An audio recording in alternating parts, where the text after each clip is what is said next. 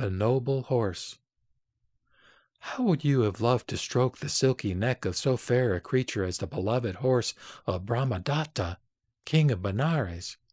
More beautiful, more handsome than any other horse in the world he was, swift as a deer and graceful as a swan. There was a tender light in his eyes, and his steps were so majestic that he could not have been other than a king. His stable was a palace. A lamp with perfumed oil burned in it day and night, and soft rose curtains with stars of gold hung above his head. At that time Benares was the happiest kingdom in India. It was rich and flourishing, and far grander than any other state. Therefore many other kings were envious, and some of them resolved to fight against it, fearing that it would become more powerful than they would. 7 of these kings gathered their armies and marched toward the mighty state, and Brahmadatta called one of his knights. "Our enemies," he said, "are approaching the gates of the city. Your king and your country are in danger. Can you, my brave warrior, fight against 7 kings?"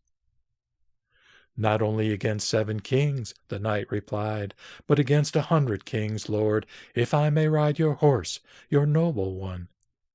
"Take my horse," replied Brahmadatta, "and fly to the battle. Return to us victorious. Your king and your country trust you."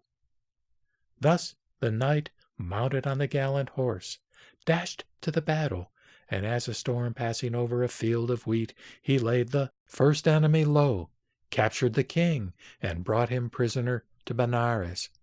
Again he rushed to the battlefield, defeated the second army, and took the second king prisoner. A similar fate befell the 3rd, 4th, and 5th kings. But in capturing the 6th, the knight's horse was wounded. On returning to the palace, the noble creature sank to the ground, and the knight tenderly removed its harness. But another horse was brought. As the knight was about to mount his new steed, the wounded horse opened his eyes, and he thought, "My brave rider will be killed. On another horse he could never prevail against the 7th army. Benares will be taken by the enemy." And, calling the knight, he spoke to him in a deep voice. "Brave knight," he said, "be wise. Do not take another horse, for I alone can enable you to defeat the 7th army. Put my armor on my back once more, and together we will gain the victory." The knight bound up the noble creature's wounds, mounted on his back, and rode away to the battlefield. The foes were many, and the fight was hard, but at last the 7th army was defeated, and the 7th king was captured. But when the battle was over, the noble horse fell, bleeding, to the ground. The king knelt at his side and caressed him, and a soft whisper came from his lips. "Be not sad, my king," he said. "My wounds do not pain me, for the victory is won. But do not slay those who are now your prisoners. Let them return to their homes, promising never to attack Benares again."